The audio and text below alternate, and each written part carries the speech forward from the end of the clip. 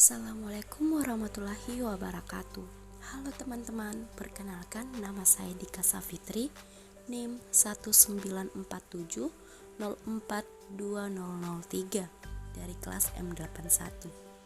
Saya salah satu mahasiswi program studi pendidikan guru sekolah dasar Fakultas Ilmu Pendidikan Universitas Negeri Makassar.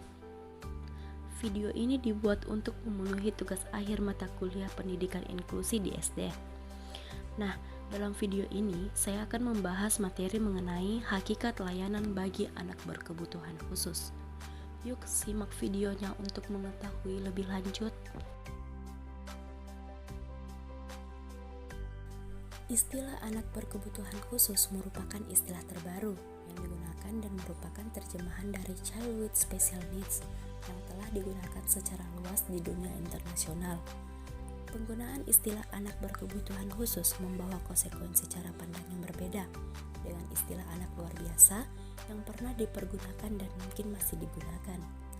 Jika pada istilah luar biasa lebih menitik beratkan pada kondisi fisik, mental, emosi sosial anak, maka pada anak berkebutuhan khusus lebih pada kebutuhan anak untuk mencapai prestasi sesuai dengan prestasinya. Jenis-jenis ABK.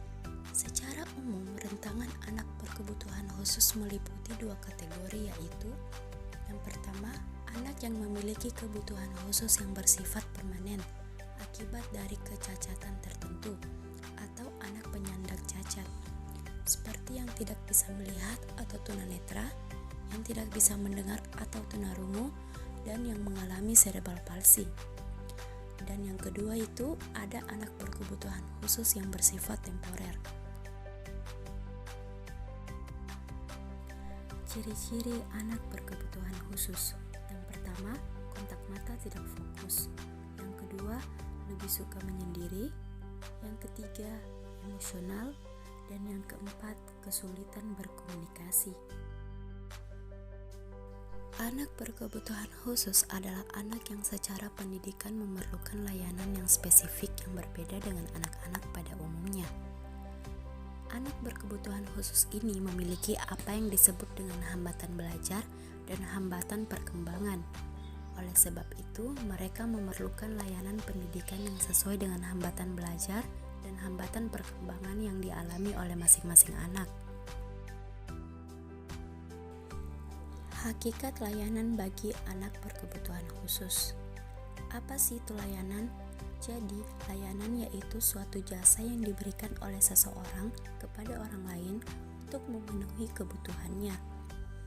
Dalam beberapa terminologi, istilah layanan diartikan sebagai cara melayani, usaha melayani kebutuhan orang lain dengan memperoleh imbalan, kemudahan yang diberikan sehubungan dengan jual beli jasa atau barang. Jenis layanan bagi anak berkebutuhan khusus. Yang pertama, layanan medis dan fisiologis. Yang kedua, layanan sosial psikologis. Yang ketiga, layanan pedagogis dan pendidikan. Model atau bentuk layanan bagi anak berkebutuhan khusus. Menurut Halahan dan Kaufman, Suparno dan Edi Purwanto tahun 2008, bentuk penyelenggaraan pendidikan bagi anak berkebutuhan khusus ada berbagai pilihan. 1. Regular class only atau kelas biasa dengan guru biasa. Yang kedua, regular class with consultation atau kelas biasa dengan konsultan guru PLB. Yang ketiga, itinerant teacher atau kelas biasa dengan guru kunjung. Yang keempat, resource teacher atau guru sumber, yaitu kelas biasa dengan guru biasa, namun dalam beberapa kesempatan anak berada di ruangan sumber dengan guru sumber. Yang kelima, pusat diagnostik preskriptif. Yang keenam, hospital or homebound instruction atau pendidikan di rumah atau di rumah sakit, yakni kondisi anak yang memungkinkan belum masuk ke sekolah biasa. Yang ketujuh, self-contained class atau kelas khusus di sekolah biasa bersama guru PLB. Yang kedelapan, special day school atau sekolah luar biasa tanpa asrama. Yang kesembilan, residential school atau sekolah luar biasa berasrama. Samuel Eckrick Suparno tahun 2008 membuat gradasi layanan pendidikan bagi anak berkebutuhan khusus, bergradasi dari model segregasi ke model mainstreaming. Model segregasi ada 3. Yang pertama, special day school atau sekolah khusus harian.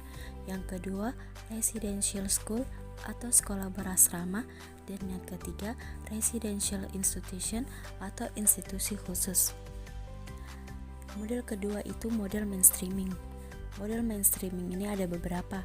Yang pertama, least restrictive environment atau sekolah regular penuh. Yang kedua, regular classroom teacher consultant atau sekolah reguler dengan guru konsultan. Yang ketiga, regular classroom intern teacher atau sekolah reguler dengan guru kunjung. Yang keempat, regular classroom resource room atau sekolah reguler dengan ruang atau sumber belajar.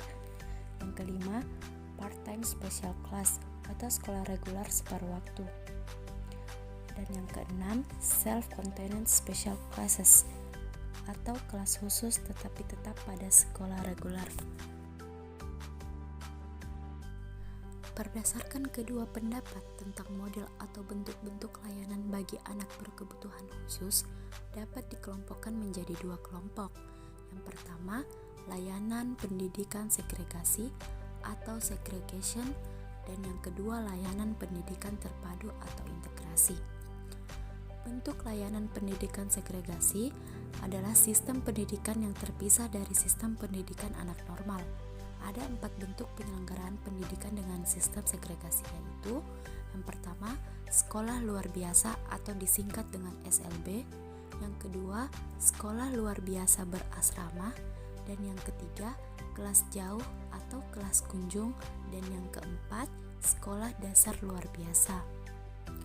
Bentuk layanan pendidikan terpadu atau integrasi yaitu ada 3 bentuk keterpaduan dalam layanan pendidikan bagi anak berkebutuhan khusus. Menurut Depdiknas tahun 1986, ketiga bentuk tersebut adalah 1. Bentuk kelas biasa, 2. Kelas biasa dengan ruang bimbingan khusus, dan yang ketiga, bentuk kelas khusus. Itulah materi yang dapat saya sampaikan mengenai hakikat layanan bagi anak berkebutuhan khusus. Kurang dan lebihnya mohon dimaafkan. Wabillahi taufik wal hidayah. Wassalamualaikum warahmatullahi wabarakatuh.